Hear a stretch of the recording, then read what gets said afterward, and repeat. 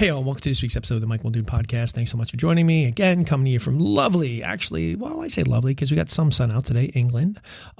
Things are still a little crazy, a little chaotic, but it's good because change brings on chaos, but it's always going to be better. And everything keeps falling into place for us. I believe that. I believe if you take steps in the right direction of somewhere you want to be doing, things start working out for you. So we've been really lucky and blessed lately. I'm also getting set to go on some trips, so I'm excited about that. So again, thanks for joining me. Today I want to just talk about, look, the theme of my podcast always is about life is about living. It's just not existing. When I say living, I'm not talking about you got to be crazy. You don't need to be jumping off buildings, parachuting, climbing Everest. You don't need to be doing that squirrel flying thing, which I have no idea.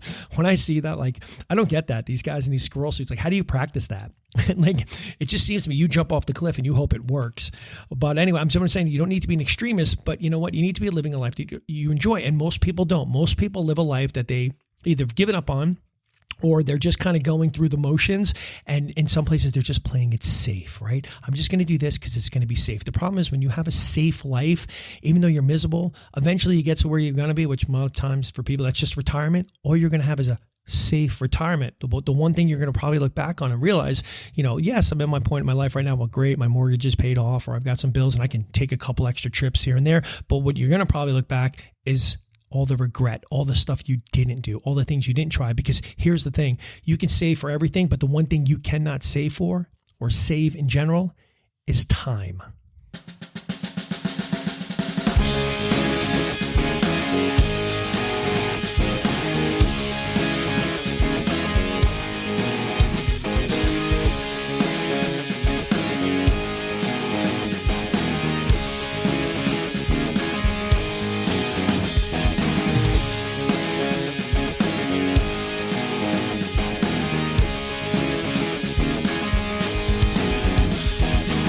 Thing about life, right, is that if you play it safe, you're going to have a safe life. If you're someone who goes to college, gets a nice job, a safe job, and invests in their 401k or a pension, and you're likely to take a few trips, maybe splurge on yourself occasionally, maybe you get married, maybe you have a couple of kids.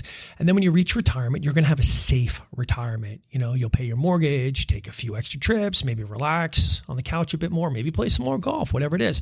And for some, this might be exactly what they want. This could be the end game. This could be the goal, and it makes them happy. And you know what? That's great if you consciously chose this life for you. Now, I do think it's risky because the future is never guaranteed, but if this is what you chose for you, then that's great. Because if you're perfectly aligned in how you got there and what you wanted to do, that's life. That's perfect. Again, your life just has to be something that you choose. You're just not letting things happen to you. All right. But however, the thing is, most people, they don't do this. They just play it safe because they're too scared to chase after the life they really want. They avoid risks, stay in jobs they don't love, and focus on, just saving for retirement. Again, there's no guarantee that's coming. They end up hating their current life, wishing they could spend more time with their family, but they feel stuck because they need to play it safe. And then when they finally reach that safe retirement, they, might not be miserable, but they've lost something again. Time to do what maybe they truly wanted, because as you get older, you start looking back. And what do most people talk about when they look back? Regret, right? Again, life is about living, not just existing, But again, if a safe, traditional life makes you happy, then you are successful, okay? I'm not saying, again, you can't have a boring life if that's what you choose to do, if you're living your true happiness that way. But if you've had to struggle and then you get frustrated and you sacrifice your health and your family to get there, and then you're not even happy, or currently you're going through all that and you're not happy, there's a problem. See, the psychologically, the tendency to play it safe can be, it's attributed to many factors, and probably the number one for most people is fear of failure. The fear of failing can be paralyzing to many, right? There's been so many studies, such as there was one by this woman, Carolyn Dweck, on mindset, show that people with a fixed mindset believe their abilities are static and are more likely to avoid challenges. This fear keeps them from pursuing their dreams. The other thing is, most people, it's a comfort zone. In order to make real change, you got to get out of your comfort zone. I always say nothing good comes from being comfortable, because when you're comfortable, you can be complacent, right? Most of the time, people really are forced to make decisions. They're pushed so far in a corner, there's only one thing to do to fight back. But a lot of people, again, they won't make these changes or do something in their life because that comfort zone, it's a psychological state where they feel familiar, safe, and at ease.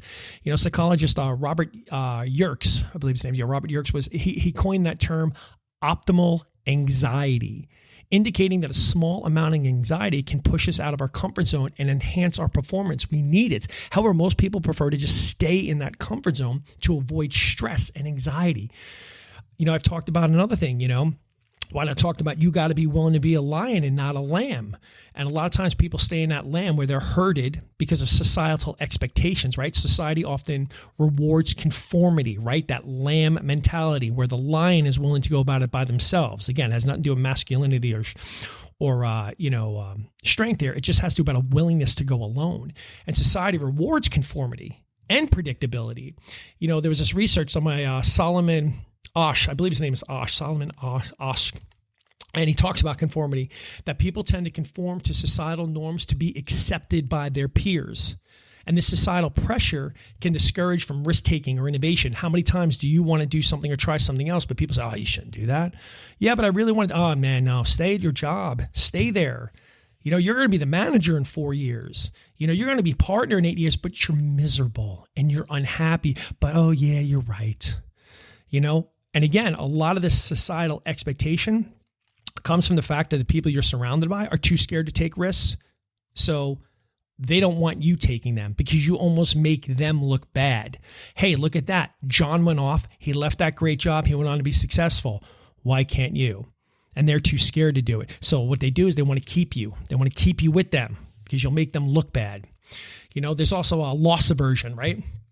Where people are more sensitive potential losses than to equivalent gains, right? It's really interesting. This aversion to loss makes individuals prefer avoiding risks to secure what they already have, right? Again, that could be some money. You got a little money aside. Maybe you could take that and invest it into your company or whatever you want to do, but you're too scared to.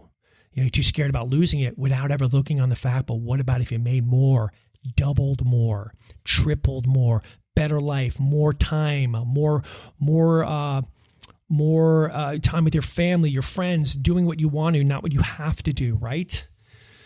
Let's look at some of these things. Like let's talk about, here, some examples. Let's do this. Let's talk about the safe path, right? You got a woman, she's graduated with a degree in accounting. She's got a nice, secure, reputable job at a reputable firm. She's saved for retirement. And despite a passion for maybe painting, she never pursues it, right? She just stays in her cubicle. She's terrified to get out there and try it because of maybe, fear of loss, financial instability. And then at 65 years old, she retires comfortably, but spends her days wondering what would her life have been if she would actually pursue something she was happy with, right? Whereas there's another guy, let's call him John. And let's say that John was an engineer. And, smart guy, stable job, right? Great job security, but he leaves it because he's unhappy and he wants to start a tech company. And those first few years, like anything, change brings on chaos and it's financially challenging and he's struggling. And it probably, to many people, it looks like John made a poor decision, but he keeps pressing and he keeps pushing and his innovation pays off. And now let's say John's 50 and his company is successful. It's allowing him to not only the financial freedom, but the personal fulfillment as well, spending more time doing the things he wants to do and less time that other people are requiring him to do. And again, it's never too late, right? Because let's just say, you're somebody right now, because I never want you to think it's too late. You can be a late bloomer. We see this all the time, So let's just say you're a woman who spent 30 years as a school teacher, or you're a guy, 30 years as a school teacher. And then at 55, retiring, you decide to follow a lifelong dream of becoming that writer, that novelist. And despite these risks, you publish, your first book at 56, 57, and you become a celebrated author. Don't give up on your passions, right? Don't give up on them. Again, I don't want anybody to feel bad like, oh, my life's passed me by. No, but let's start now moving in a direction of doing the things that we love, that we want to do, right?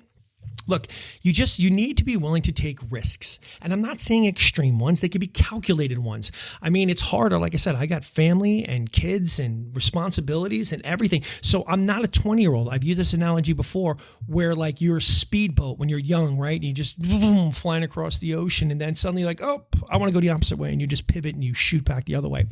Whereas, when you're an adult with responsibilities and kids, marriage and other people you got to talk to, mortgages, this and that, you're more of like a freightliner. Now, it doesn't mean you can't change the direction. It's just going to take you a little bit longer, but you got to start seeing that is a possibility to do so. And maybe for some of you, it might be dipping into your savings to pursue a new job, a career, a business, a relationship. Not say you have to dip in your savings for a new relationship. Well, it might cost you if you want to get out in the world and maybe take somebody to dinner. But, change isn't easy. It brings on chaos. Again, I've known it well. My family, we've uprooted several times, but each time we've gotten better, 3 times across the Atlantic, people. And I'm not bragging about it, but I'm acknowledging that change is hard, but each time we've come out better for it. And even when people ask me now, Mike, how are things going? I say it's chaotic, but that's what change brings. It brings on chaos, but you will be better for it. And the more times you do it, the more resilience you develop, which makes it coping even easier. So like I said, if you're going to choose the safe life and look back thinking, what did I do with my life? It's worth considering whether you just played it too safe. If you're content with that safe life and you reach that end, that happy, that's wonderful, that ending. Hey, I got to my retirement. I got my watch. I don't even know if they do the watch anymore. My dad got a watch, but I don't know, but if you're somebody, that looks back and says, oh, I wish I would have did this. Well, maybe it's time to start looking at doing this. Maybe it's time to start trying something else. But if you're young right now and you're constantly complaining, upset, frustrating, wanting something else, but you're too scared to act, you need to embrace the change because that time in the future is coming. And how you arrive there is going to make all the difference, right? Because again, there's no guarantee you're going to reach that retirement or have those extra years. So you better start living your life now. Again, with more obligations, it might be more of a calculated risk, but start making some change, right? We live in this society seeking instant gratification. And one of the other challenges, we're often blaming others when things don't go our way. Now, this isn't a political statement, but I think this is probably one of the biggest challenges we're having right now in the world, right? Is that so many people are miserable, frustrated, and scared to change their lives. And they're looking for others to blame for their dissatisfaction when the real person to blame is themselves, their decisions, their actions. Now, if you're too scared to take a chance and improve your life, it's time to reevaluate and start living a life that you kind of want to live. And again, it doesn't have to be an exciting life. What's exciting to you might not be exciting to somebody else and vice versa. But live your life.